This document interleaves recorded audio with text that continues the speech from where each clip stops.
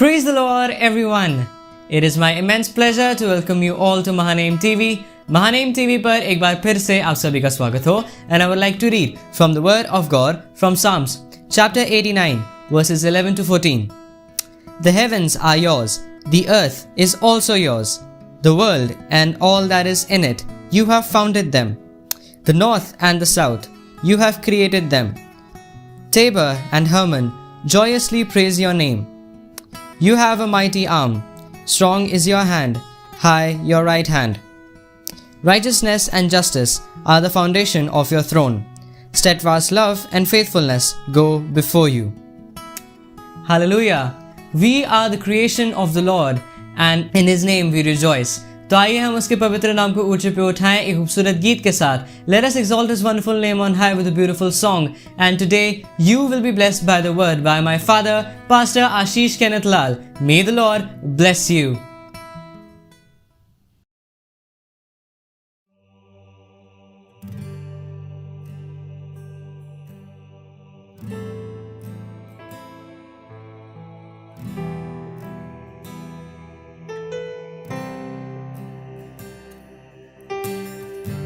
स्वर्ग से तू आया घर पिता का छोड़ के, जिंदगी है लाया गुनाहों के बंधन को तोड़ के.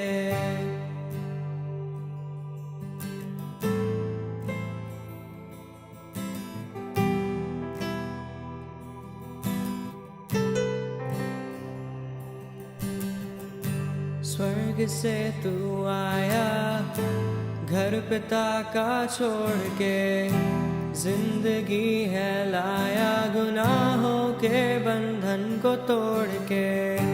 स्वर्ग से तू आया घर पिता का छोड़ के, जिंदगी है लाया गुनाहों के बंधन को तोड़ के. तूने जो किया कोई ना कर सका, तेरे ही नाम को उठाते हैं यीशु. तूने जो किया कोई न कर सका, तेरे ही नाम को उठाते हैं. तू योग्य है, तू योग्य है, तू योग्य है, तू योग्य है, तू योग्य है यीशु.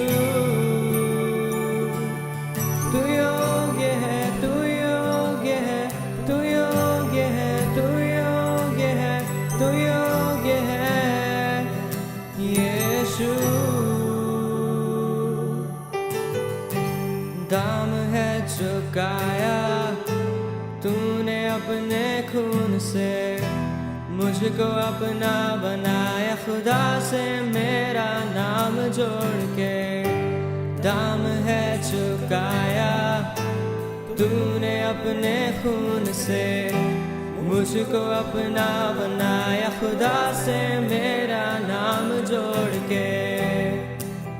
तूने जो किया कोई ना कर सका, तेरे ही नाम को उठाते हैं यीशु. तूने जो किया कोई ना कर सका, तेरे ही नाम को उठाते हैं. तू योग्य है, तू योग्य है, तू योग्य है, तू योग्य है, तू योग्य है यीशु. तू योग्य है, तू योग्य है, तू योग्य है, तू योग्य है, तू योग्य है यीशु. तेरे नाम को उठाते हैं, सर को हम झुकाते हैं तेरे ही सामने, तेरे ही सामने. तेरे नाम को उठाते हैं, सर को हम झुकाते हैं तेरे ही सामने, तेरे ही सामने. तेरे नाम को उठाते हैं, सर को हम झुकाते हैं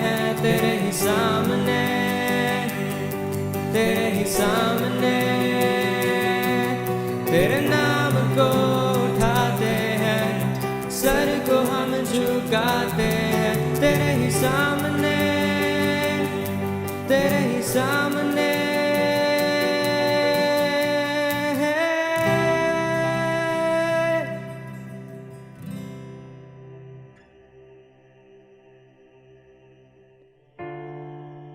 तूने जो किया कोई ना कर सका, तेरे ही नाम को उठाते हैं यीशु। तूने जो किया कोई ना कर सका।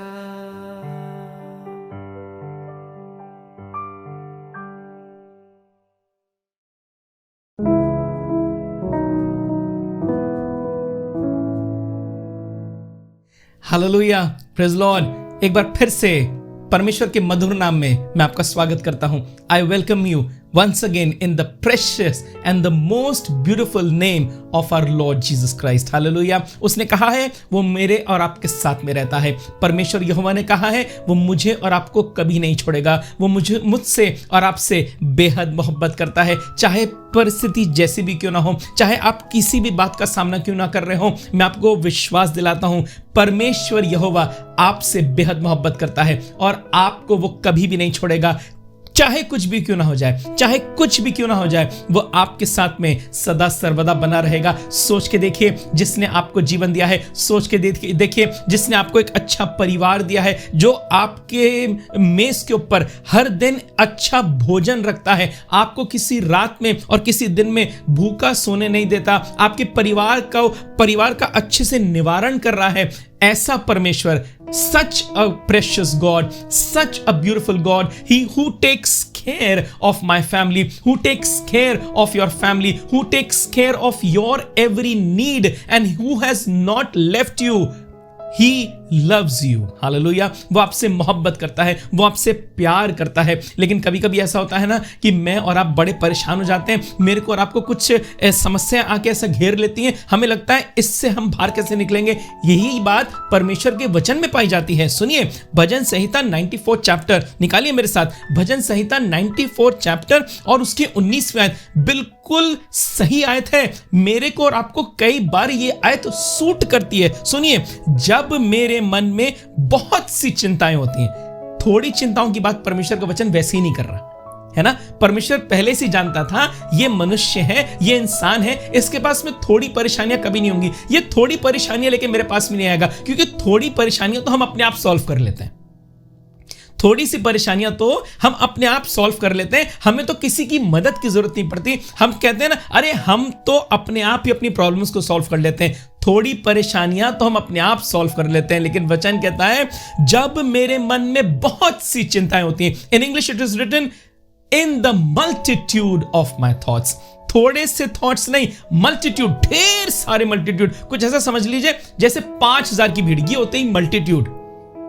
Multitude of my thoughts, when they surround me, when they come in my head, when they come in my heart, when they come in my brain, and I'm unable to have an exit door, and I'm unable to have an answer to my questions, because I have not one question, I have multitude of thoughts. बहुत सी चिंताएं जब मेरे पास में आ गई, बहुत से प्रश्न मेरे सामने आके खड़े हो गए, लेकिन मुझे विश्वास है परमेश्वर तू मेरे लिए काम करेगा।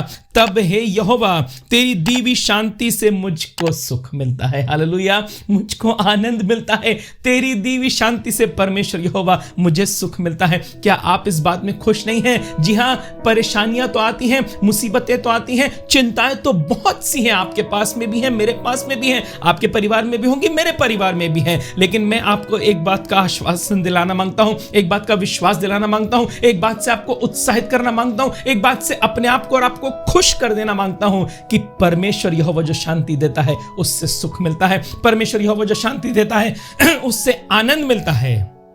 आनंद कहीं और से नहीं आता, आनंद परमेश्वर यहोवा की ओर से आता है। सुख कहीं और से नहीं आता, सुख परमेश्वर यहोवा की ओर से आता है। आपकी परेशानियों को दूर करने की क्षमता इंसान में तो नहीं, आपके पैसे में तो नहीं, आपकी जॉब में तो नहीं, आपके बिजनेस में तो नहीं, आपके रिश्ते में तो नहीं, लेकिन दुख दूर करने की क्षमता परमेश्वर यहोवा में पाई जाती है। When you start to speak this word, when you lift up the Bible, when you start to read the word, when you start to speak what is written in the word, you know what happens? The word starts to become flesh. Hallelujah. ये जो वचन है ना, ये देहधारी होने लग जाता है, ये आपके अंदर काम करने लग जाता है, आपकी परिस्थिति में काम करने लग जाता है, आपकी नेगेटिव परिस्थितियां पॉजिटिव होने लग जाती हैं। क्यों? क्योंकि आप सिर्फ वचन पढ़ नहीं रहे हैं, आप बोल रहे हैं। और जब आप जीवन बोलते हैं ना, तो वो बातें जो मरी हुई सी लगती हैं वो जिंदा होने लग जाती हैं। जी हाँ, वचन में से मैं आपके साथ में एक बात बांटूंगा। मेरे साथ में निकालें मरकुस की इंजील, gospel according to mark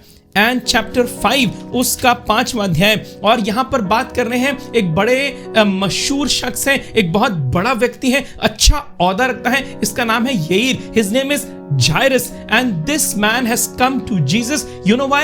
Because his little girl is very sick. She is about to die, and he comes to Jesus with a hope and with a belief that the Lord can heal him. आपको क्या लगता है, यईर के पास में पैसे नहीं थे कि वो अपनी बेटी का इलाज करा सके, या उसने अपनी बेटी को दिखाया नहीं होगा? नहीं, बाइबल में लिखा है इसकी 22वीं आयत में, मरकुस 5:22, यईर नामक आराधनालय के सरदारों में से एक आया। सरदारों में से, he holds a position, he knows good people in the society, he knows good doctors that are found at that time, and he must have taken his daughter to every and any doctor. वो हर एक doctor के पास में अपनी बेटी को लेकर गया होगा और उसने अपनी बेटी को दिखाया होगा, लेकिन बेटी उसकी चंगी नहीं हो रही थी। उसने यीशु के बारे में सुना, उसने बिना वेट करे, बिना समय को जाया करे, वो गया यीशु के पास में और यीशु से विनती करने लगा, तू मेरे साथ में मेरे घर चल ले, मेरी छोटी बेटी बहुत बीमार है और मुझे विश्वास है जब तू चलेगा, जब तू उस पे हाथ रख के दुआ कर देगा ना, वो चंगी हो जाएगी। यीशु ने बिल्कुल टाइम वेस्ट नहीं करा, आगे की कहानी आप पूरी रीति से जानते हैं। जब यीशु मसीह उसके साथ में जा रहे थे तो रास्ते में एक व्यक्ति उसके पास में आया, उसने कहा, गुरु को दुख मत दे, तेरी बेटी जो अभी तक जिंदा थी लेकिन अब मर गई है। लेकिन यीशु मसीह ने उसको ढांढस बंधाया, वो उसके साथ में घर गए। सुनिए, जब यीशु मसीह उसके साथ में घर गए तो कुछ होने लगा। आराधनालय, ये 38वें आयत पढ़ रहा हूं, आराधनालय के सरदार के घर में पहुंचकर यीशु ने लोगों को बहुत रोते और चिल्लाते देखा। English it says, they came to the house of the ruler of the synagogue and Jesus saw a commotion. Jesus saw a commotion. This is exactly what multitude of thoughts do in our mind. They bring commotion with them. वो बहुत सी चीजों को उथल पुथल करने लग जाते हैं, बहुत confusion create कर देते हैं, क्योंकि multitude of thoughts हैं। एक थॉट हो तो आप एक सोल्यूशन सोचें, दो भी हो तो भी आप सोच लेंगे, लेकिन जब बहुत सी चिंताएं आपको घेर लेती है तो उथल पुथल मचने लग जाती है आपके दिल में और दिमाग में, और समझ में नहीं आता इसमें से बाहर कैसे निकला जाएगा। ठीक इसी प्रकार से यईर के घर में हो रहा था। बेटी मर चुकी है और वहां लोग रो रहे हैं और चिल्ला रहे हैं। जब यीशु ने इन लोगों को जो रो रहे थे और चिल्ला रहे थे देखा, तो यीशु मसीह ने कुछ कहा, सुनिए। तब उसने भीतर जाकर उनसे कहा, तुम क्यों हल्ला मचाते और रोते हो? The question which Jesus is asking, why are you crying? Why are you howling? Why are you weeping? और यही सवाल आज मुझसे और आपसे यीशु मसीह पूछता है, तुम क्यों चिल्लाते हो? तुम क्यों रोते हो? मल्टीट्यूड ऑफ थॉट्स तुम्हारे सामने है, बहुत सी चिंताओं से तुम घेरे हुए हो। आप कह सकते हैं, अरे यीशु मसीह, तो क्या तुम्हें दिख नहीं रहा? मैं कितनी चिंताओं से घिरा हुआ हूं, कितनी मुसीबतें मेरे सामने खड़ी हैं, एक सॉल्व नहीं होती, दूसरी नहीं, तीसरी, मल्टीट्यूड आ गया है, बहुत सी चिंताएं आ गई हैं। यीशु फिर भी पूछ रहा है, तुम क्यों रोते हो और तुम क्यों चिल्लाते हो? सुनिए, आगे यीशु मसीह ने क्या कहा, लड़की मरी नहीं परंतु सो रही है। आपसे भी और मुझसे भी यही कहता है परमेश्वर यहोवा, तुम्हारी परिस्थिति मरी नहीं, सोती है। और जो सोता है ना, अगर आप उसे जगाएंगे तो वो जग जाएगा। क्यों? क्योंकि वो मरा नहीं है, उसमें अभी भी सांसें बाकी हैं। क्या जब मैं और आप रात में सोते हैं, सुबह अलार्म से या कोई आके आपको उठाते तो आप उठते हैं ना? कैसे उठ जाते हैं? क्योंकि आप में सांसें हैं, आप जिंदा हैं। आपकी परिस्थिति के लिए भी परमेश्वर यहोवा का वचन यही कहता है, तुम्हारी परिस्थिति मरी नहीं है, सो रही है। उसको जगाने की आवश्यकता है। और आपकी परिस्थिति जो सो रही है कैसे जागेगी? जब आप परमेश्वर के वचन को बोलेंगे। ठीक इसी प्रकार से जैसे ये लड़की, जब यीशु मसीह ने कहा तलीता कुमी, अर्थात हे लड़की उठ जा, वो एकदम जो मर गई थी वो उठ गई, क्योंकि यीशु मसीह के वचनों में, इस बाइबल के वचनों में जीवन पाया जाता है। जब आप इन वचनों को बोलना शुरू करेंगे, जब आप इन वचनों को अपनी परिस्थिति में बोलना शुरू करेंगे, तो आपकी परिस्थिति जो इस समय सो रही है जग जाएगी। Do you believe this?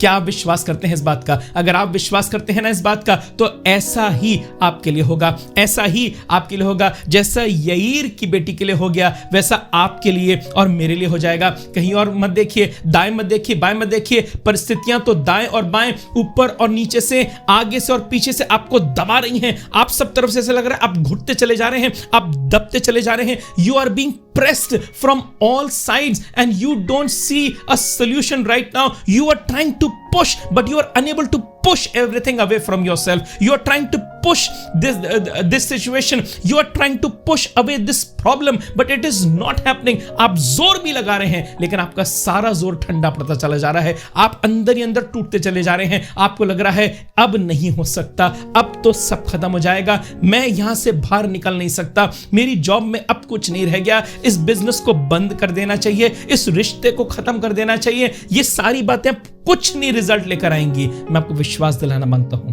जब बहुत सी चिंताएं आपको घेर लें, तो ध्यान रखिएगा, जान लीजिएगा कि परमेश्वर यहोवा की दी हुई शांति से आपको सुख मिलेगा। परमेश्वर यहोवा की दी हुई शांति से आपको आनंद मिलेगा। परमेश्वर यहोवा की दी हुई शांति से आपको सुकून मिलेगा। The joy will come back to you. There will be no sorrow, there will be no crying. The joy will come back to you. His peace will come back to you. You know what? He does not give peace as man gives.